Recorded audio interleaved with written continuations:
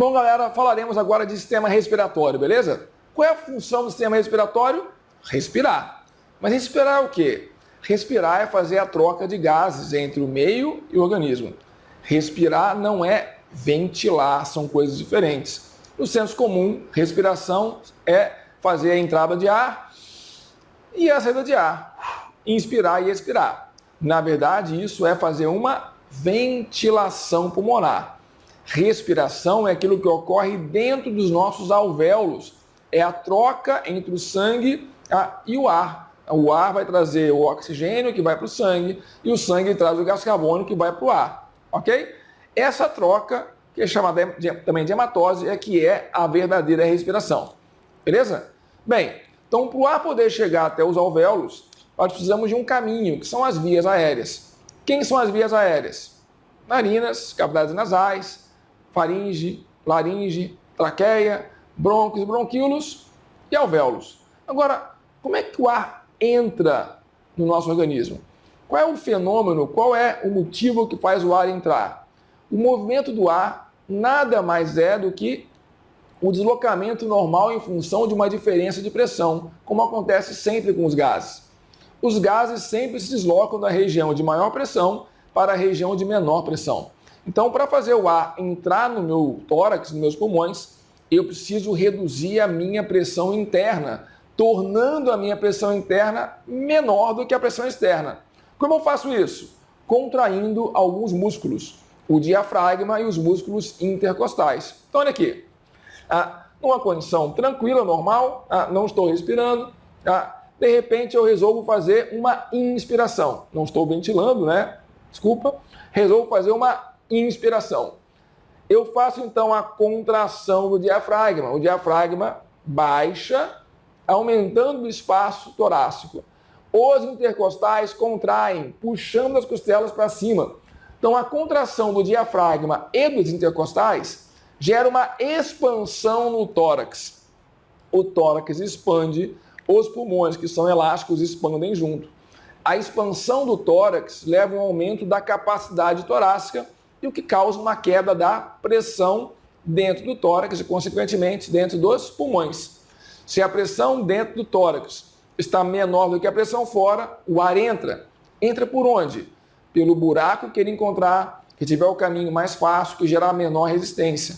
Então pode ser pelas narinas, pode ser pela boca ou, eventualmente, pelo pescoço. Então, uma cirurgia de traqueostomia é aquela que vai abrir um buraco na traqueia, colocar então aqui um dispositivo que vai possibilitar a entrada de ar. Por que o ar vai entrar? Bem, porque a pressão dentro do tórax ficou menor do que fora. Então, o movimento de inspiração não depende da cabeça, da boca, do nariz, depende apenas da musculatura torácica. Então, o ar vai entrar naturalmente pela traqueia, certo? E para sair? Para sair é só fazer o contrário. Então, o diafragma relaxa. Quando relaxa, ele volta para a sua forma original, para cima. Intercostais relaxam, as costelas descem. Isso gera uma compressão no tórax. O tórax é comprimido, a pressão intratorácica aumenta, tornando-se maior do que a pressão atmosférica, o que vai gerar, então, o movimento do ar para fora. Então, o ar vai sair. Sai por onde? Pelo mesmo caminho que ele entrou. Tá? Pode ser pela traqueia, se houver uma traqueostomia, pode ser pela boca ou pela narina. Tudo bem? Bom, pessoal, então, se o ar chegou aos alvéolos, vai ocorrer agora a respiração, a hematose. O que é a respiração? É a troca de gases. Então, a ventilação promove o movimento do ar até os alvéolos, e nos alvéolos ocorre a troca. Então, o ar chegou rico em oxigênio, o oxigênio, então, se difunde para o sangue. O sangue chegou rico em gás carbônico, o gás carbônico se difunde para os alvéolos. Essa troca é o que a gente chama de hematose ou respiração. No caso, aqui no alvéolo, essa é a respiração externa ou hematose externa, porque é a troca entre o ar, oriundo do meio externo, e o sangue. O oxigênio que entrou no sangue vai se juntar com a hemácia, ou vai entrar na hemácia e vai se juntar com a hemoglobina. A hemoglobina é a proteína que está dentro da hemácia. Bem, 98% e meio do oxigênio é transportado pela hemoglobina, formando a oxihemoglobina. Então, oxihemoglobina é o composto formado da união do oxigênio com a hemoglobina. É um composto instável. Então, eles se juntam e se separam facilmente. 1,5% do oxigênio está dissolvido no plasma, ou seja, uma parcela desprezível. Então, se não houvesse hemoglobina disponível, certamente o indivíduo morreria. Então, esse sangue oxigenado vai então seguir pelas veias pulmonares, chegar até o ato esquerdo, ventrículo esquerdo e vai sair pela aorta. Então, do ventrículo esquerdo ele sai pela aorta e vai para o corpo inteiro. Então, nos tecidos vai haver a troca agora inversa. O oxigênio do sangue vai para os tecidos e os tecidos liberam gás carbônico. O oxigênio é usado na respiração celular e o gás carbônico é proveniente da respiração celular. Então, esse gás carbônico dos tecidos vai para o sangue e vai ser transportado por 3 vias diferentes. Quais são as 3 vias diferentes de transporte de gás carbônico? 7%, parte pequena, é transportado diretamente dissolvido no plasma. 23% entram na hemácia. Então, 26% do gás carbônico dentro da hemácia se junta à hemoglobina, formando a carbohemoglobina. E uma outra parcela, 70%, a maior parcela a propósito, vai entrar na hemácia, vai reagir com a água graças à ação da anidrase carbônica e vai formar o ácido carbônico. Esse ácido carbônico vai então se dissociar em H+, e HCO3-, que é o íon bicarbonato. Esse HCO3- vai sair da hemácia. A saída do bicarbonato da hemácia ocorre num transporte acoplado com a entrada do cloro. Então, sai bicarbonato, entra cloro na hemácia. Isso nos tecidos. Então, o sangue segue, vai entrar no ato direito, por meio das veias cavas. Ato direito, ventrículo direito, sai pelo tronco pulmonar, artérias pulmonares e vai até os alvéolos. Chegando lá nos capilares do alvéolo, vai haver agora tudo ao contrário. Então, o gás carbônico que estava dissolvido no plasma se difunde para o alvéolo. O gás carbônico que estava na hemoglobina, formando a carbohemoglobina, vai se soltar, vai para o tecido, ou melhor, vai para o plasma e então vai para o alvéolo. E o bicarbonato que estava no plasma vai voltar para dentro da hemácia. Para isso, o cloro vai sair. Então, aquele transporte acoplado vai acontecer de novo, mas agora em sentido contrário. Então, o bicarbonato entra na hemácia, se junta com H+, formando de novo o ácido carbônico. O ácido carbônico é quebrado pela ação da anidrase carbônica, é a mesma enzima. Vai haver, então, a liberação do gás carbônico de dentro da hemácia para o plasma, do plasma para o alvéolo. Pronto, o processo está completado. Beleza? Então, fundamental lembrar, transporte do oxigênio é um transporte que ocorre não só preferencialmente, mas quase que exclusivamente pela hemoglobina dentro da hemácia. Enquanto o gás carbônico tem 3 vias diferentes. Dissolvido no plasma, na forma de carbohemoglobina e na forma de bicarbonato no plasma.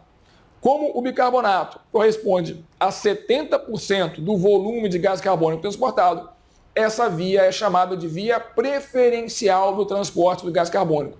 Então, se aparecer na questão, qual é a via preferencial de transporte de gás carbônico, é na forma de bicarbonato dissolvido no plasma, porque é a maior parte, é o maior volume.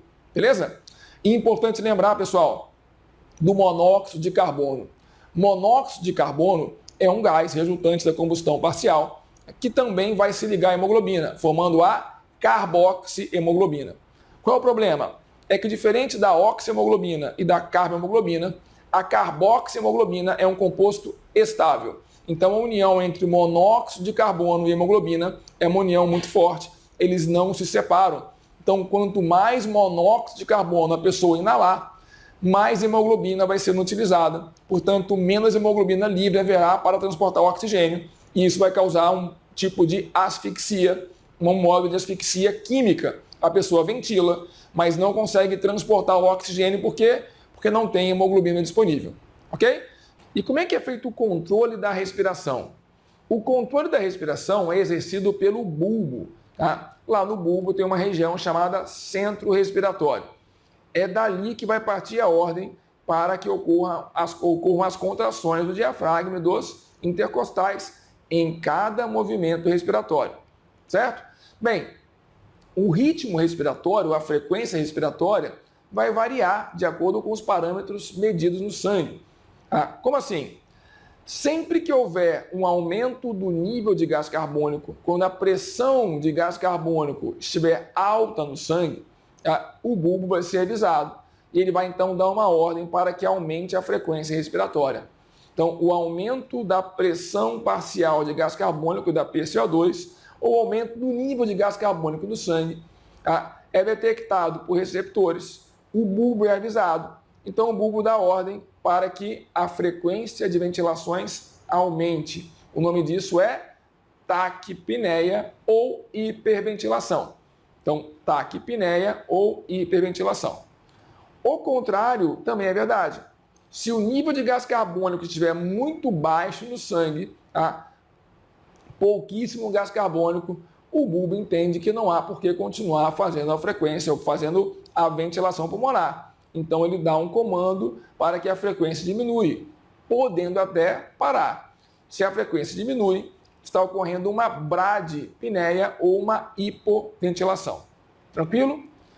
Além da pressão de gás carbônico, da quantidade de gás carbônico, outro parâmetro importante que é utilizado pelo bulbo é o pH. O pH do sangue vai interferir no pH do líquido cérebro-espinhal, que é o líquido que banha o sistema nervoso central. Toda vez que há um aumento do gás carbônico no sangue, há uma queda do pH, o sangue fica mais ácido, ocorre uma acidose sanguínea. E essa acidose sanguínea também estimula o bulbo. Então, a queda do pH sanguíneo, a acidose sanguínea, quando o sangue sai de 7,4, que é o seu valor normal de pH, para 7,2, por exemplo, essa queda do pH faz com que o bulbo promova também uma taquipneia ou uma hiperventilação. Para quê? Para jogar fora o excesso de gás carbônico. Ao contrário, uma alcalose sanguínea, quando o pH está acima de 7,4, chegando a 7,6, por exemplo, inibe o bulbo. Então, ele vai causar uma redução da frequência respiratória, o que a gente chama então de bradipneia ou hipoventilação. Beleza? Então, o controle é simples, é assim que funciona. Bom, pessoal, para completar então o sistema respiratório, lembrando o seguinte: toda vez que a pessoa vai para um ambiente em que o ar é rarefeito, em que a pressão de oxigênio é baixa, tem pouco oxigênio em cada litro de ar, vai haver um fenômeno chamado poliglobulia. O que é isso? É o aumento da produção de hemácias. Por quê? A produção de hemácias depende da produção de um hormônio chamado eritropoietina, cuja sigla é EPO. A eritropoietina é produzida pelos rins. Sempre que o rim detecta que o nível de oxigênio no sangue está muito baixo, ele aumenta a produção de EPO, aumenta a produção de eritropoietina. E é o que acontece em ambientes que o ar é rarefeito. O ar tem menos oxigênio, isso faz com que menos oxigênio vá parar no sangue. Essa queda do nível de oxigênio estimula mais os rins, que aumentam a produção de eritropoietina. Como consequência, aumenta a quantidade de hemácias, aumenta a quantidade de hemoglobina. Isso é importante porque, com mais hemácias, com mais hemoglobina, o transporte do oxigênio se torna mais eficiente. Então, isso gera a adaptação a ambientes mais altos. Esse processo todo demora aí uns 10 a 15 dias. Então, por isso que é importante, quando vai para um ambiente muito alto, nesse período, evitar excesso, evitar esforço. Por quê? Porque é bem provável que a pessoa sofra uma falta de ar no começo. E logo que chega, quais são as adaptações rápidas do organismo? Bem, já que está entrando menos oxigênio a cada ventilação, o corpo faz o quê? Aumenta naturalmente a frequência de ventilações e aumenta a frequência cardíaca para que o sangue circule mais rápido, levando oxigênio.